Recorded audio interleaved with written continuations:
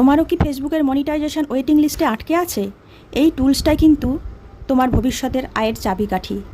17 থেকে 20 সেকেন্ডের মধ্যে লুকিয়ে আছে এই মনিটাইজেশনের বড় সিক্রেট। অনেকে ভাবছো ফলোয়ার্স লাগবে, কিন্তু মেটা আসলে অন্য দুটো জিনিসের উপর গুরুত্ব দিচ্ছে। তো যাদের মনিটাইজেশন ওয়েটিং লিস্টে আছে তারা পুরো ভিডিওটা মন দিয়ে দেখো, প্রয়োজন হলে সেভ করে রাখো যাতে পরে ভুলে গেলে দেখে নিতে পারো আবার। তো মেটা এখন কি বলছে, দুটো জিনিসের ওপর মেটা মেনলি ফোকাস করছে। একটা হচ্ছে ওয়াচ টাইম আর একটা হচ্ছে ভিউ, সেটা হচ্ছে 28 দিনের। ঠিক আছে, তো তুমি কি করে বুঝবে যে তোমার কত ওয়াচ টাইম লাগবে আর কত ভিউজ লাগবে? কারণ এটা কিন্তু সবার জন্য এক নয়। যার যেমন প্রোফাইল বা পেজ তার তেমন ওয়াচ টাইম বা ভিউজ সিলেক্ট করবে মেটা।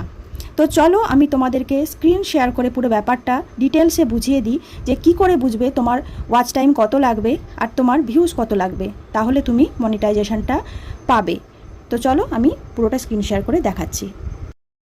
তো আমরা নিজেদের প্রফেশনাল ড্যাশবোর্ড ওপেন করব, করার পর মাথার উপর দেখো মনিটাইজ লেখা থাকে, মনিটাইজে ক্লিক করব।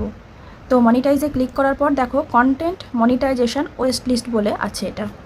তো এটা অনেকের থাকবে, তো যাদের আছে তারা কি এই জিনিসটার মানে কি সেটা আমি তোমাদের বুঝিয়ে দিচ্ছি। তো এখানে দেখাচ্ছে, এটা আমার সেকেন্ড পেজে, যেহেতু মনিটাইজেশন আমি পাইনি সেজন্য এটা এসছে।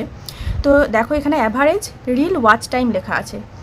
তো আমার এখানে কি দেখাচ্ছে যে আমার রিলের ওয়াচ টাইম হচ্ছে 17 সেকেন্ড, আর যারা মনিটাইজেশন পেয়ে গেছে সেই সমস্ত ক্রিয়েটারদের ওয়াচ টাইম হচ্ছে 17.8 সেকেন্ড। মানে আমাকে আর 8 সেকেন্ড বাড়াতে হবে, তাহলে আমার এই ক্রাইটেরিয়া ফিল আপ হবে। ঠিক আছে, তো তোমাদেরও এখানে দেখবে যে ওয়াচ টাইম কত তোমারটা দেখাচ্ছে আর তোমার সিমিলার যারা মনিটাইজেশন পেয়ে গেছে তাদের কতটা দেখাচ্ছে, তাহলে তোমাকে সেই মতো জিনিসটাকে বাড়াতে হবে। এটা আশা করি বোঝাতে পারলাম যে ওয়াচ টাইমটা কি, তোমার রিলের ওয়াচ টাইম এটা। ঠিক আছে, তার জন্য কি করতে হবে, তোমাদেরকে কিন্তু রিল পোস্ট করতে হবে। যারা শুধু ফটো পোস্ট করে যাও, রিল পোস্ট করো না, তাদের কিন্তু এই ক্রাইটেরিয়া ম্যাচ করবে না। আর এই ক্রাইটেরিয়া ম্যাচ না করলে মনিটাইজেশন কিন্তু কোনো দিন পাবে না। সেই জন্য একটা হলেও, সপ্তাহে একটা হোক বা দুটো হোক, রিল পোস্ট করতেই হবে তোমাকে। ঠিক আছে, বোঝাতে পারলাম ওয়াচ টাইমের ব্যাপারটা। ওয়াচ টাইম তখনই আসে যখন তুমি কোনো রিল বা ভিডিও পোস্ট করবে।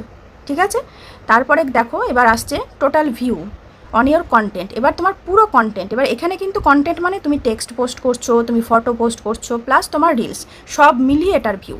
ঠিক আছে, সব মিলিয়ে এখানে কি বলেছে, 28 দিনের ভিউটা এখানে দেখছে। আগেরটাতেও কিন্তু 28 দিনেরই ভিউ ছিল। ঠিক আছে, এগুলো সব 28 দিনের ভিউ তোমার কাউন্ট হচ্ছে। তো এখানে দেখো 28 দিনের ভিউ কি আছে, আমার এখানে 28 দিনের ভিউ আছে 7.7K। আমি এখানে কাজ একদমই করতাম না, জাস্ট 2 থেকে 3 দিন হলো আমি কাজ শুরু করেছি, তোমরা সবাই জানো।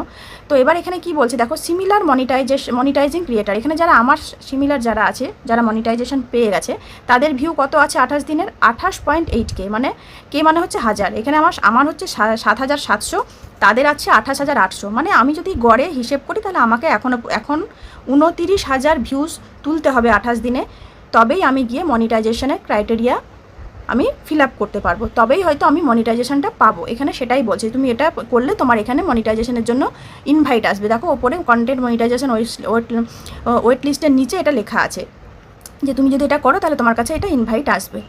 তো এবার কথা হচ্ছে, তোমাদেরও দেখবে এটা তোমাদের কি আছে আর তোমাদেরকে কতটা কি ক্রাইটেরিয়া পূরণ করতে হবে। ঠিক আছে, তো আমি এই জিনিসটা তোমাদের বোঝাতে পারলাম। এটা অনেকে বুঝতে পারছিলে না যে এটার মানেটা কি, তো সেজন্য আমি এই ভিডিওটা করে দিলাম। তোমরা আশা করি সবাই বুঝে গেছো ব্যাপারটা। এবার তোমরা এই মতো তোমাদের কন্টেন্ট তৈরি করা শুরু করো আর সেই মতো কাজ করো। এটা ওয়াচ টাইম আসবে অনলি রিল থেকে, আর এটা হচ্ছে ভিউজ আসবে তোমার সব কন্টেন্ট থেকে। ঠিক আছে, তো ভিডিওটা ভালো লাগলে অবশ্যই কিন্তু আমাকে কমেন্টে জানিয়ে যেও তোমাদের মতামত। ঠিক আছে, চলো।